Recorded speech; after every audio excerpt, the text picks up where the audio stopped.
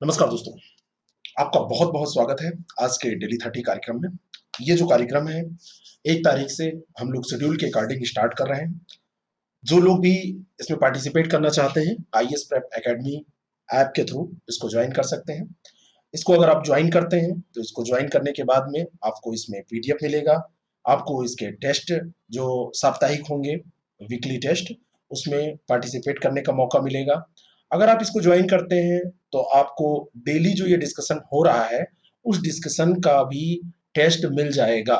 ये सारी चीजें हम प्रोवाइड कराएंगे आपको, और ये डेली 30 का शेड्यूल है जिसके अकॉर्डिंग डेली 30 कार्यक्रम चलेगा। चलिए शुरू करते हैं। आज का टॉपिक है सिंधु सभ्यता। सिंधु सभ्यता के बारे में बात करेंगे, तेजी से इसको डिस्कस करेंगे जिससे कम समय में ये हो जाए, और इसी कारण से इसको हमने यहाँ पर शिफ्ट किया है स्क्रीन रिकॉर्डर पर। वस्त्रों के लिए कपास की खेती का आरंभ सबसे पहले कहाँ पर किया गया था?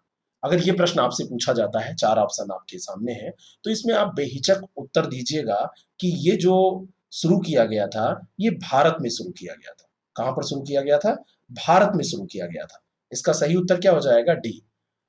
आपने 1922 में एक राखालदास बनर्जी का आपने नाम सुना होगा। उनके नेतृत्व में सिंधु नदी के किनारे एक स्थान है मोहनजोदड़ो। जो मोहनजोदड़ो है, मोहनजोदड़ो इस समय पाकिस्तान में पड़ता है, लेकिन 1922 में यह स्थल पड़ता था भारत में। इस समय ये कहाँ पर है? पाकिस्तान में। तो पाकिस्तान का जो मोहनजोदड़ो है वहां एक लरकाना जिला पड़ता है। लरकाना जिला में इसके उत्खनन के प्रमाण मिलते हैं।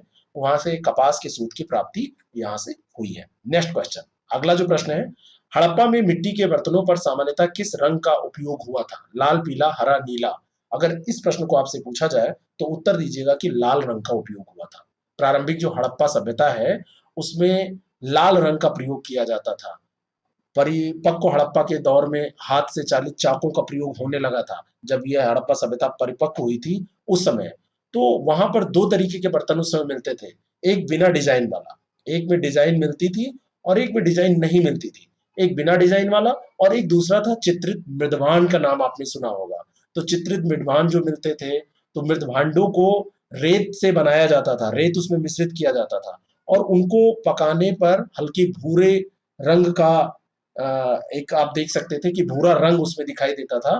भूरा रंग जो दिखाई देता था वो भूरा रंग, है ना, लाल रंग का रूप वो ग्रहण जो करता था। तो लाल रंग की पुताई फिर बाद में उसमें उसके ऊपरी हिस्सों में कर दी जाती थी कि जिससे वो रंग और खूबसूरत लगने लगे। और निचले हिस्से में काले रंग की पुताई की जाती थी और चित्रकारी कर दी जाती थी तो काले रंग से। तो ये लाल रंग का उपयोग किया जाता था, ध्यान रखिएगा। अगला जो प्रश्न है, मूर्ति पूजा का आरंभ कब से माना जाता है? कब से माना जाता है? तो मूर्ति पूजा का जो आरंभ है वो पूर्व आर्यकाल से माना जाता है। पूर्व आर्यकाल जो प्री आर्यन पीरियड था, वहां से मूर्ति पूजा का प्रारंभ माना जाता है। सैंधो सभ्यता में मूर्ति पूजा प्रचलित थी। इसके उदाहरण अनेक सैंधो पुरास्थलों में आपको मिल जाएंगे। जैसे कि वहां पर आप देखेंगे तो मार्त देवी की पूजा होती थी। मार्त देवी की जो पूजा होती थी तो इनकी मृण मूर्तियां मार्त देवी की मिली हैं। ठीक है, तो ये ध्यान रखिएगा। नेक्स्ट क्वेश्चन, अगला जो प्रश्न है, एक जुते हुए खेत के साक्ष्य कहाँ से मिले हैं? ये प्रश्न बहुत बार आपसे पूछा गया है। और मोहनजोदड़ो, कालीबंगा, हड़प्पा, लोथल दिया है, लेकिन यहाँ पर कालीबंगा सही उत्तर होगा। और कालीबंगा जो है ये कहाँ पर है ये भी आपको जानना है। कालीबंगा राजस्थान में पड़ता है। राजस्थान का एक जिला पड़ता है हनुमानगढ़। तो हनुमानगढ़ जो जिला है वहीं पर जुते हुए साक्ष्य मिलते हैं। कालीबंगा में जुते हुए खेत के साक्ष्य मिलते हैं। और जहां तक ये लोथल की बात है, तो लोथल जो है ये गोदीवाड़ा हुआ करता था। लोथल के बारे में ये सारा नोट्स आपको मिल जाएगा, प्रिंट आउट आप ले सकेंगे, पढ़ पाएंगे। तो बहुत घबराने की जरूरत नहीं है, इसको सुन के समझते चलिए। और जो धौलीवीरा एक स्थल से पड़ता है, तो धौलीवीरा से हड़प्पा लिपि के बड़े आकार के शिलालेख वहां से प्राप्त हुए हैं। ये सारा विवरण आपके इसके जो व्याख्या है उसमें दिया हुआ है, ये सब आपको मिल जाएगा। ऐसे एक बनावली स्थान है, तो बनावली से पकी मिट्टी के बनी हुई हल्की प्रतिक्रिया आपको मिल जाती हैं। तो ये सब इंपॉर्टेंट है, ध्यान रखिएगा। अगला जो प्रश्न है, सिंधु घाटी सभ्यता जानी जाती थी किसके लिए? नगर नियोजन, मोहनजोदड़ो और हड़प्पा, अपने कृषि संबंधी साक्ष्य के लिए। तो यहाँ पर ये तीनों की तीनों चीजें सही हो जाएंगी, सब कुछ वहां पर मिलता था। डी ऑप्शन इसका करेक्ट हो जाएगा। हड़प्पा, मोहनजोदड़ो सिंधु घाटी सभ्यता के दो प्रमुख नगर थे। और यहाँ पर हड़प्पा सभ्यता जो है वो, हड़प्पा जो नगर था मतलब हड़प्पा नामक पूरा स्थल जो ज्ञात हुआ था, उसी के नाम से इसको हड़प्पा सभ्यता के नाम से जाना जाता है। और जुते हुए खेत कालीबंगा से मिले ही हैं। अगर खेत जोते जाते थे यानी कि खेती होती थी, कृषि के साक्ष्य का ये प्रमाण है।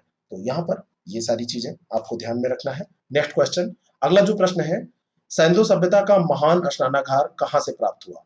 तो सैंधो सभ्यता का जो महान स्नानागार है वो मोहनजोदड़ो से प्राप्त हुआ। कहाँ से? मोहनजोदड़ो से। बी ऑप्शन यहाँ पर करेक्ट है। और इसकी लंबाई अगर देखा जाए तो उत्तर से दक्षिण में देखेंगे 55 मीटर ये लंबा आपको मिलेगा उत्तर से दक्षिण। और इसकी जो चौड़ाई देखेंगे ये 33 है। तो 55 ये है और 33 ये है। उत्तर से दक्षिण ये लंबा लंबा था और चौड़ाई जो इसकी थी पूर्व पश्चिम थी, ये 33 था। बात समझ में आ गई? तो 55 मीटर इसकी जो है लंबाई है और 33 मीटर इसकी पूर्व से पश्चिम चौड़ाई है। अगला जो प्रश्न है, सिंधु घाटी सभ्यता का कौन सा स्थान अब पाकिस्तान में है? पहले ही हमने आपको बताया कि सिंधु घाटी सभ्यता का जो हड़प्पा स्थल है ये कहाँ पर है? ये पाकिस्तान में है। ए ऑप्शन इसका बिल्कुल करेक्ट है। पाकिस्तान जो वर्तमान में है वहीं पे मांड गोमरी पड़ता है। वर्तमान में इसको साहिवाल कहते हैं। उस जिले में स्थित है, रावी नदी के तट पर एक स्थल हड़प्पा। और वही पूछा जा रहा है कि ये वर्तमान में है कहाँ? तो हड़प्पा पाकिस्तान में है। बाकी कालीबंगा की बात करें तो राजस्थान मैंने आपको बताया है, लोथल गुजरात में है। आलमगीरपुर जो है ये उत्तर प्रदेश में है। तो आलमगीरपुर उत्तर प्रदेश में है, लोथल ये गुजरात में आपका हो जाएगा और कालीबंगा ये राजस्थान में हो जाएगा। बात समझ में आई? तो इस तरीके से आप एक एक फैक्ट के साथ कई फैक्ट्स को याद करने की कोशिश करिए रिलेट करके। सिंधु घाटी सभ्यता का पत्तन नगर कौन सा था? ऐसे भी प्रश्न आपसे पूछ लिए जाते हैं। पत्तन नगर कौन सा था इसमें? तो पत्तन नगर लोथल था। लेकिन इसी के बहाने हम और चीजें पढ़ लेंगे। अब जो लोथल था ये कहां पर है? तो अहमदाबाद जिले में। किस नदी के किनारे है? तो यहीं पर नोट कर लीजिए, भोगवा नदी पड़ती है। कौन सी नदी? भोगवा नदी पड़ती है, कभी भूलिएगा नहीं, भोगवा नदी। और यहाँ पर ये हड़प्पा काल का सबसे उत्कृष्ट बंदरगाह पाया जाता था। और लोथल जो गोदी थी, जो बंदरगाह था, ये अभी तक जितने भी विश्व में बंदरगाह ज्ञात हुए हैं उनमें सबसे प्राचीनतम में से माना जाता है, सबसे प्राचीन। और सिंध में स्थित हड़प्पा के शहर और सौराष्ट्र प्रायद्वीप के बीच जो बहने वाली नदी थी वो साबरमती नदी थी, जो प्राचीन तौर पे देखा जाए तो ये शहर से कनेक्ट थी। कहने का मतलब नदी जो थी वो शहर के पानी पीने का काम भी पूरा करती रही होगी। वहां पर इनसे इसमें नहाने का काम भी लोग करते रहे होंगे। साथ में व्यापार के लिए मार्ग भी ये उपलब्ध कराती थी। ठीक है। और यहाँ पर और आप इंफॉर्मेशन देख सकते हैं कि ये जो पास में कच्छ का मरुस्थल था, अरब सागर का हिस्सा था। तो कनेक्टिविटी आप देखिए कैसे विश्व से ये जुड़ेगा। और प्राचीन समय में एक महत्वपूर्ण संपन्न व्यापार केंद्र भी हो जाएगा। क्यों? क्योंकि यहाँ से कनेक्टिविटी होगी दूसरे जगह पे जाने के लिए। मोती जवाहरात जिन सब का व्यापार होगा कहाँ से? पश्चिम एशिया से, अफ्रीका से, यहाँ से कनेक्ट हो जाएगा इस कारण से। अगला जो प्रश्न है, भारत का सबसे बड़ा हड़प्पन पुरा स्थल कौन सा है? तो भारत का सबसे बड़ा अगर हड़प्पन पुरा स्थल आपसे पूछ लिया जाए तो आप इसको ध्यान रखिएगा, राखी गढ़ी टिक कीजिएगा। क्या? राखी गढ़ी। मोहनजोदड़ो के बाद में दूसरा सबसे बड़ा जो स्थल है, मतलब राखी गढ़ी के बाद में, तो राखी गढ़ी हड़प्पा सभ्यता का नहीं। यहाँ पर एक चीज ध्यान रखिएगा, एक चीज यहाँ ध्यान रखिएगा कि अगर यहाँ पे मोहनजोदड़ो दिया होता, 1 मिनट, इसको सही से समझिए। ये प्रश्न एक बार पूछा गया है, सबसे बड़ा हड़प्पन पुरा स्थल इनमें से पूछा जा रहा है, तो ये हो जाएगा। और अगर आपसे पूछा जाए कि भारत का सबसे बड़ा, तब तो राखी गढ़ी हो जाएगा। राखी गढ़ी हरियाणा में स्थित है। लेकिन अगर आपसे हड़प्पन पुरा स्थल सबसे बड़ा पूछा जाए, इसको ऐसे समझिए, तो मोहनजोदड़ो हो जाएगा। और मोहनजोदड़ो के बाद में सेकंड स्थान पर आता है राखी गढ़ी। सेकंड स्थान पर राखी गढ़ी है। टोटल में सबसे बड़ा मोहनजोदड़ो, भारत में सबसे बड़ा राखी गढ़ी हो जाएगा, क्योंकि मोहनजोदड़ो कहाँ पर है? यहाँ पर तो है नहीं, वो पाकिस्तान में चला गया। तो राखी गढ़ी भारत में 500 हेक्टेयर क्षेत्र में लगभग ये फैला है। हरियाणा में हिसार डिस्ट्रिक्ट पड़ता है, वहां पर ये है। ठीक है। और घग्गर नदी के तट पर स्थित है। इसकी खोज जो की थी वो किसने की थी? सूरज भान ने की थी। कब की थी?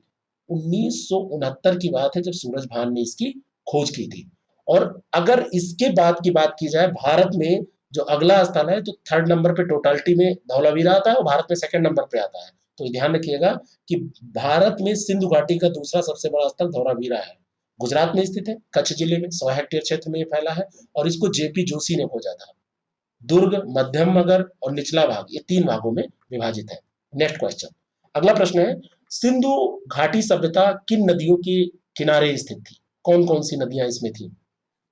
सिंधु नदी की बात हम करते हैं, थी, झेलम थी और चिनाब थी, लेकिन गंगा इसमें नहीं थी। तो उत्तर क्या हो जाएगा? बी, 1, 2 और 3। ठीक है, सिंधु घाटी की सभ्यता, उत्तर में आप जाएंगे तो झेलम नदी मिलेगी, है ना, और इसके इस नदी के पूर्वी तट से दक्षिण में फिर यमुना की सहायक नदी हिंडन के तट तक इसका क्षेत्र माना जाता है। इसमें झेलम, सिंधु और उसके बाद में आपका चेनाब का क्षेत्र भी ये मिल जाएगा। लेकिन गंगा जो है, गंगा इसमें शामिल नहीं थी, ये ध्यान रखिएगा, गंगा इसमें शामिल नहीं थी। तो गंगा को इसमें से निकाल देंगे तो इसका उत्तर आपको मिल जाएगा। नेक्स्ट क्वेश्चन, सिंधु घाटी के लोग पूजा करते थे प्रजापति, इंद्र, पशुपति शिव, विष्णु, किसकी करते थे? अब जो सिंधु घाटी के लोग थे, सिंधु घाटी के लोग पशुपति शिव की पूजा करते थे। सी ऑप्शन इसका करेक्ट है ना।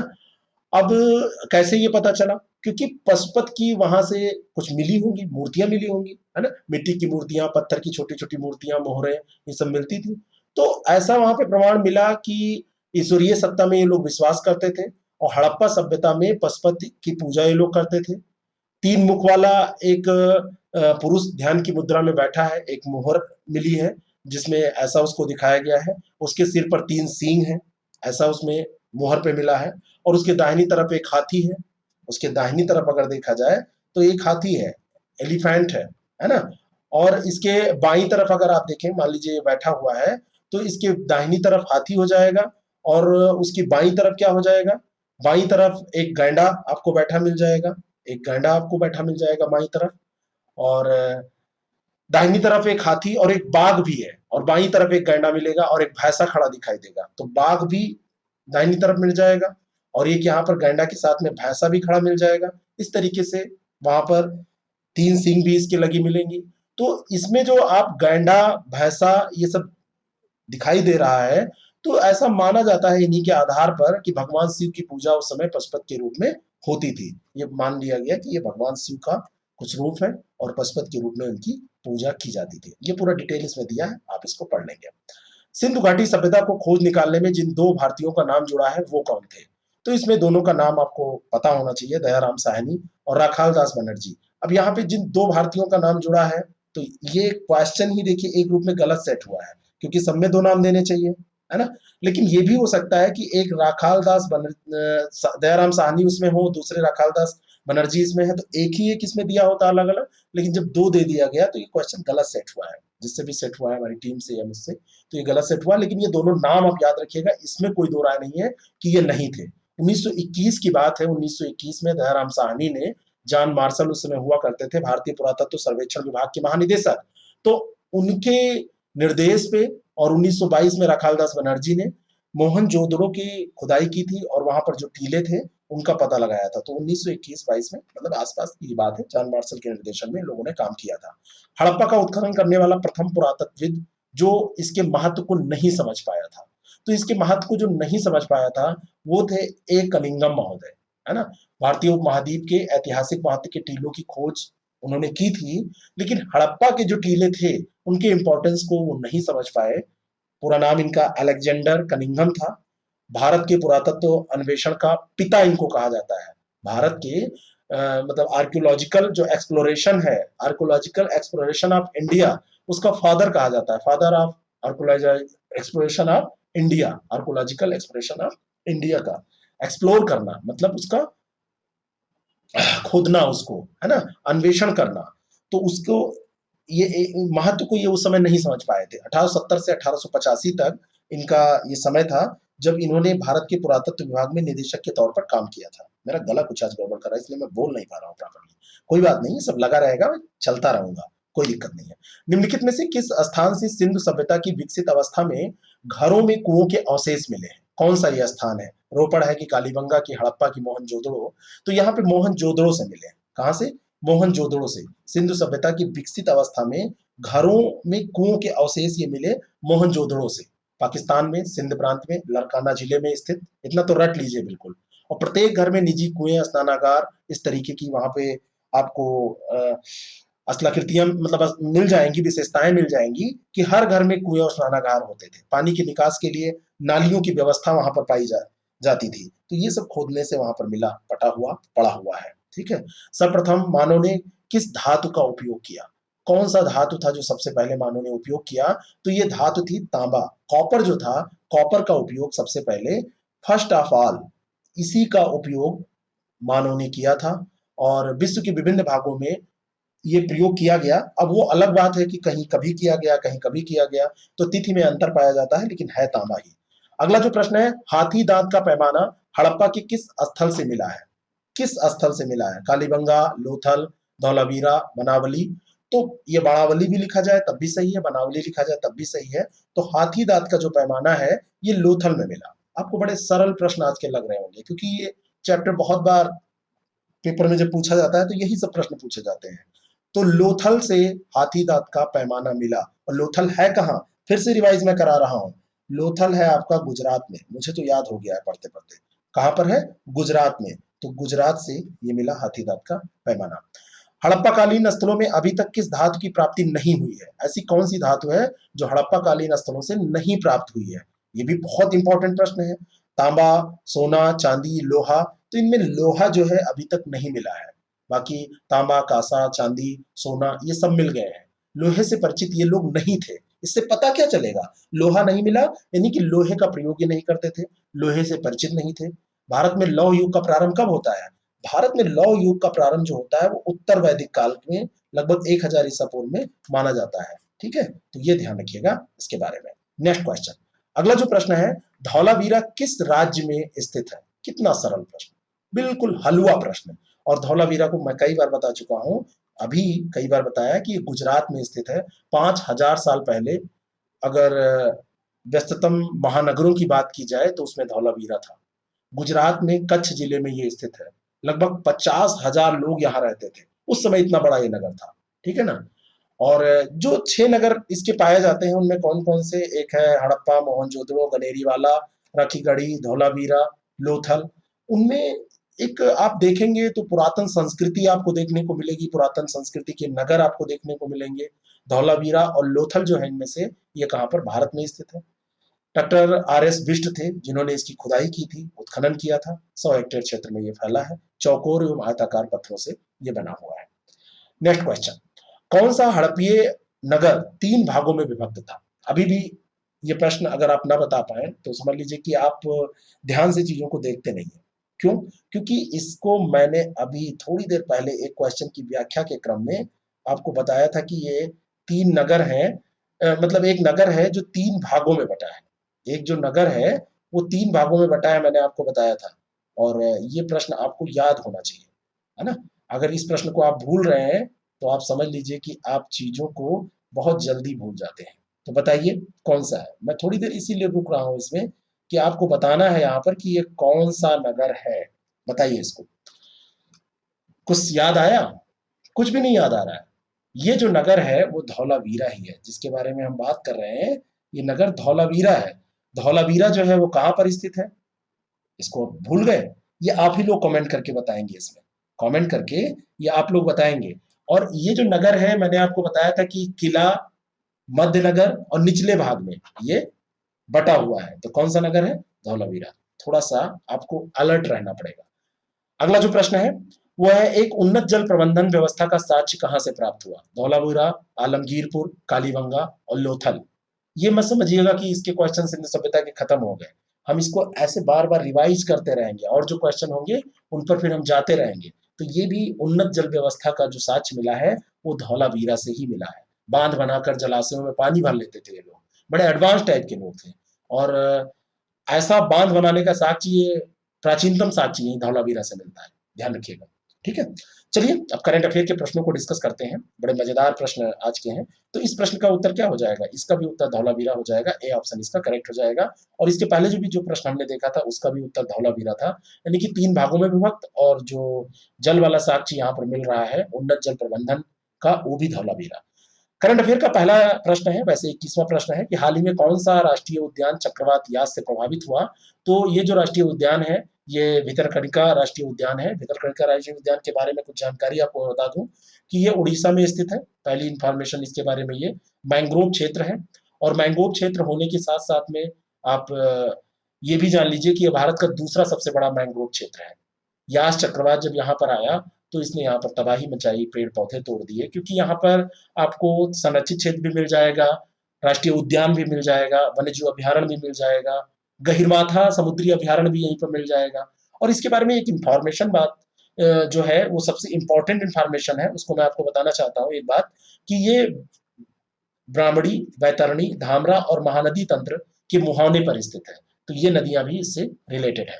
अगला जो प्रश्न है, लेउब्र संग्रहालय किस देश में स्थित है? ये क्वेश्चन आज हमने उसमें भी पोस्ट किया था, कम्युनिटी पोस्ट में।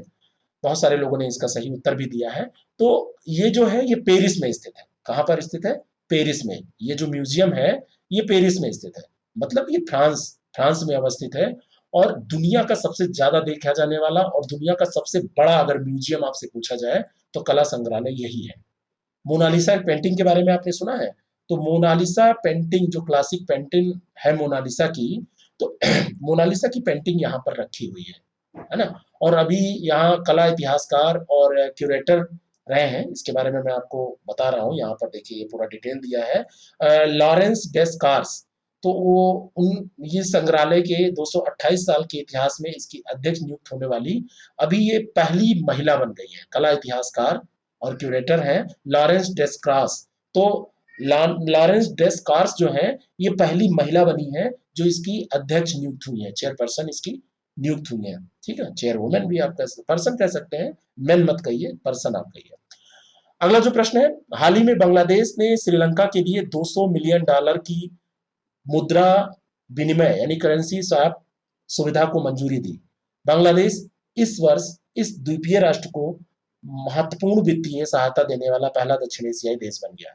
बिल्कुल ये दोनों के दोनों स्टेटमेंट सही है, सी ऑप्शन इसका करेक्ट है। करेंसी स्वैप जो समझौता होता है, अगर दो देशों के बीच में समझौते की बात करें तो इसमें सबसे बड़ी बात क्या होती है? इसमें सबसे बड़ी बात ये होती है कि दोनों देश अपनी मुद्रा, जो स्थानीय मुद्रा है इनकी, जैसे भारत और श्रीलंका के बीच में हो तो भारत का रुपया और श्रीलंका का जो मुद्रा है उनके बीच में सीधे व्यापार होगा। तीसरी मुद्रा जैसे डॉलर की जरूरत नहीं पड़ेगी। तो जो मनी की बात है, जिस मुद्रा को ये लोग परिचालन में रखे हुए हैं उसी में व्यवसाय हो जाता है। अगर अमेरिकी डॉलर की जरूरत नहीं पड़ेगी तो दूसरे देश का इसमें कोई हस्तक्षेप नहीं होगा। पूर्व निर्धारित विनिमय दरों पर अगर ये समझौता हो गया है तो उसी पर आयात निर्यात खुद के पैसे में होगा। ठीक है ना? तो इसमें जो विनिमय के दौरान विभिन्नताओं का असर पड़ता था वो सब नहीं पड़ेगा, उसकी कोई चिंता करने की जरूरत नहीं पड़ेगी। पता चला उन्होंने इधर से इधर भेजा तो डॉलर 70 रुपए का था, उधर से इधर जब भेज रहे हैं उल्टा तो 72 रुपए का हो गया। अब कैसे क्या हो? तो अपने ही पैसे से व्यवसाय। तो ये दोनों के दोनों स्टेटमेंट यहाँ पर सही है। और जो श्रीलंका है, पर्यटन, वस्त्र, चाय निर्यात, ये सब पर डिपेंड करता है, इसका पूरा इकोनॉमी इसी पे डिपेंड करती है। और अभी जब महामारी आई है कोविड-19 तो पर्यटन तो ऐसे ही बंद है, व्यस्त। और चाय निर्यात, चाय तो खैर ठीक है लेकिन काढ़ा अगर निर्यात करता तो ज्यादा ठीक रहता। तो ये ध्यान रखिएगा। अगला जो प्रश्न है, हाल ही में सीरिया में चौथे कार्यकाल के लिए राष्ट्रपति के रूप में फिर से कौन निर्वाचित हुए हैं? तो सीरिया में ये 2000 सन 2000 की बात है, तब से एक नेता वहां हुआ करते हैं, बशर अल असद, इनका नाम मत भूलिएगा।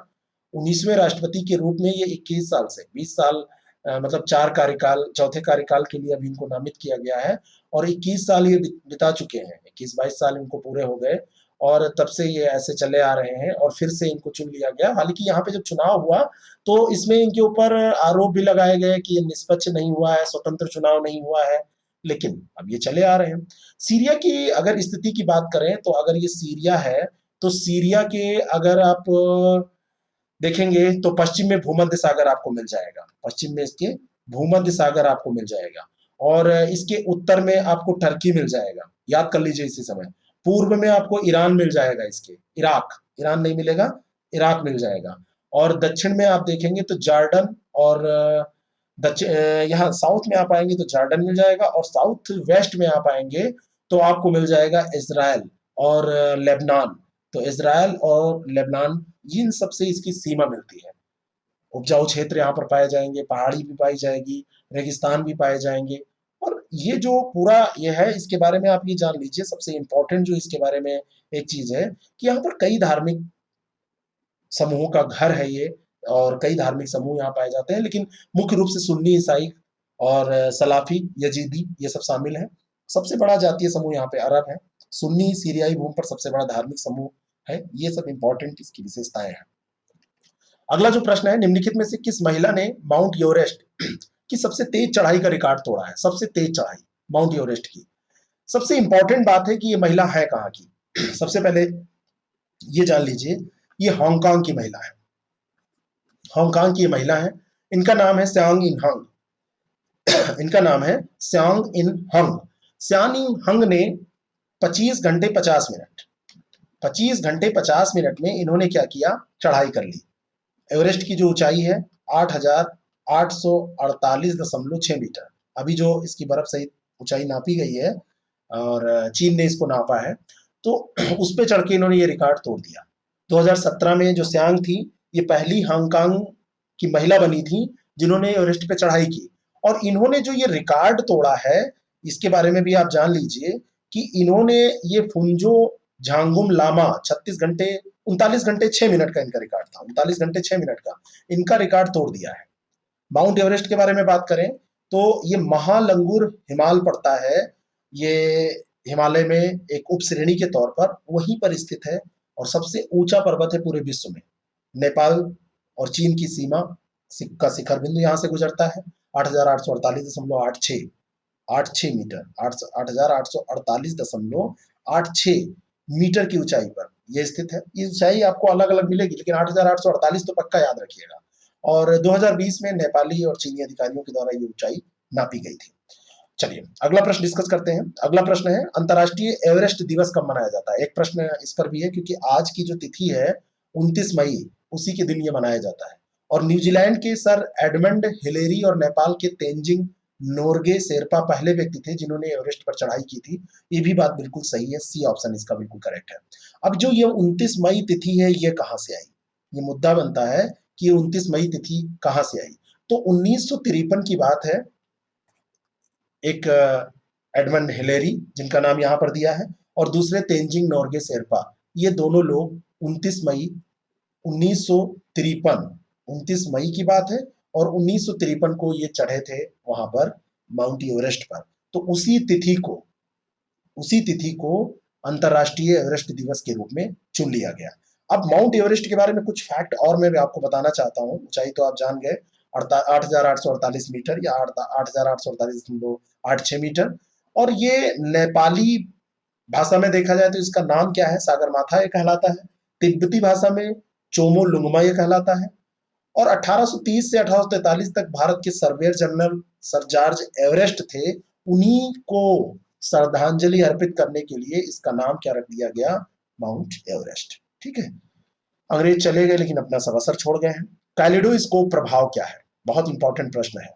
हृदय गति की माप है, या तारों की गणना है, या घने बादलों के कारण सूर्य का प्रकाश धरती पर ना पहुंचना? नहीं, सूर्य के चारों ओर चमकदार इंद्रधनुषी वलय, ब्राइट रैम्बो रिंग का दिखाई देना कैलिडोस्कोप इफेक्ट कहलाता है। अब ये जो कैलिडोस्कोप इफेक्ट है, ये अभी सॉरी कैलिडोस्कोप जो इफेक्ट है, ये अभी बैंगलोर के लोगों ने देखा है कुछ सेकंड के लिए। सूर्य के चारों तरफ ये चमकदार रूप में इंद्रधनुष की तरह वलय एक दिखाई दिया। और ये केवल सूर्य में नहीं होता है, ये कभी कभी चंद्रमा के चारों तरफ भी दिखता है। तो केवल सूर्य अगर आपसे कहा जाए तो ये गलत है।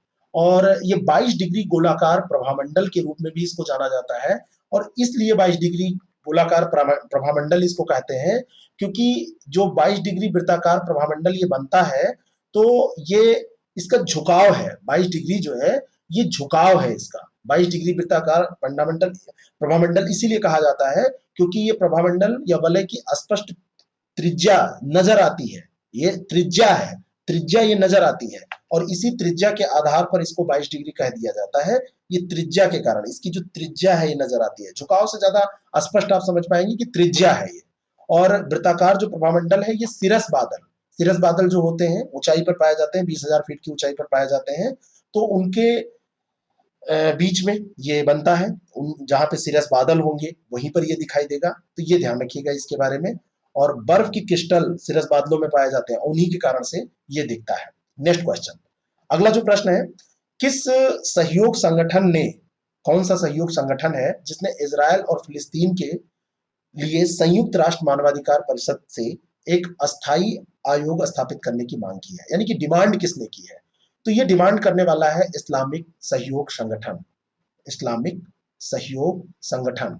और इस्लामिक सहयोग संगठन ओआईसी इसको बोलते हैं, है ना, ऑर्गेनाइजेशन ऑफ इस्लामिक क्या कॉर्पोरेशन, ओसीआई इसको बोलते हैं, ओसीआई इसको बोलते हैं। इसने ये मांग की है कि एक मानवाधिकार या एक आयोग ऐसा स्थापित किया जाए जो इजरायल और फिलिस्तीन के लिए कार्य कर सके।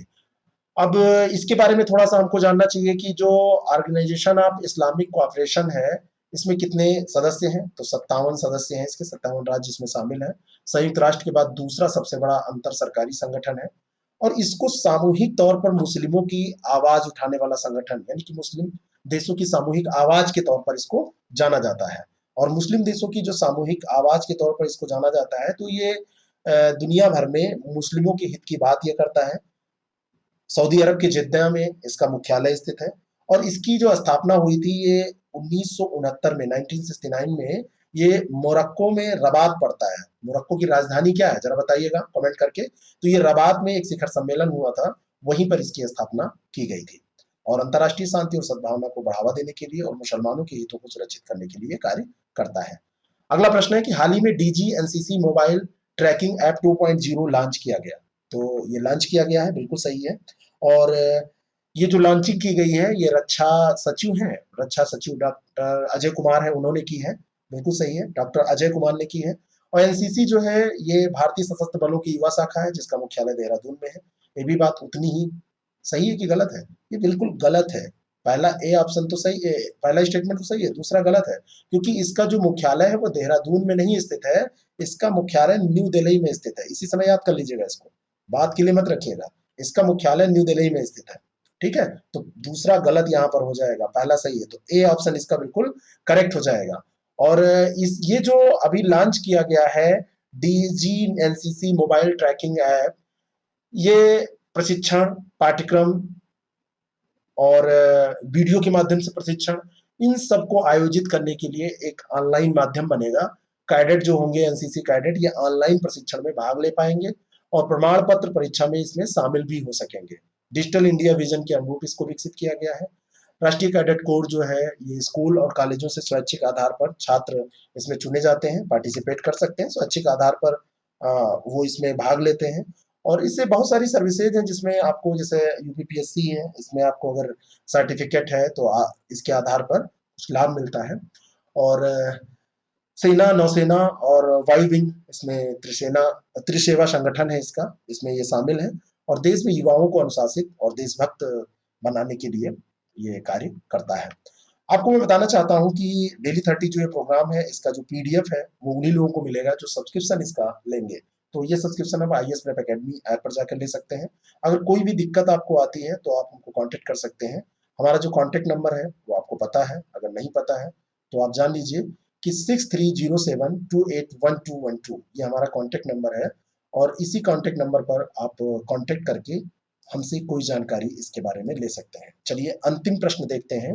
अंतिम प्रश्न है, किस राज्य ने संपत्ति के नुकसान की वसूली के लिए अधिनियम लागू किया? कौन सा राज्य है? रैली होता है, धरना प्रदर्शन होता है, और रैली और धरना प्रदर्शन के दौरान कई बार संपत्ति का नुकसान हो जाता है। तो रैली धरना प्रदर्शन अगर हरियाणा में आप कर रहे हैं तो थोड़ा सा ध्यान रखिए, वहां पर आपको हर्जाना भी भरना पड़ सकता है। जो गाड़ी घोड़ा आप तोड़ते हैं, घोड़ा तो नहीं टूटता, घोड़ा को तो चोट लगेगी, सरकारी कार्यालय तोड़ देते हैं, वाहन तोड़ देते हैं, तो इसके लिए आपको हर्जाना वहां पर भरना पड़ेगा, जो नुकसान होगा उसकी भरपाई करनी पड़ेगी। तो ये हरियाणा का ये कानून है। वहाँ के राज्यपाल हैं एसएन आर्य, उन्होंने अभी ये अधिनियम लागू किया है, तो ये ध्यान रखिएगा, हरियाणा में जाके तोड़-फोड़ मत कीजिएगा। Thank you so much. 1 तारीख से प्रॉपरली ये शेड्यूल के तहत स्टार्ट होगा, और आपको टॉपिक भी 1 दिन पहले बताया जाएगा।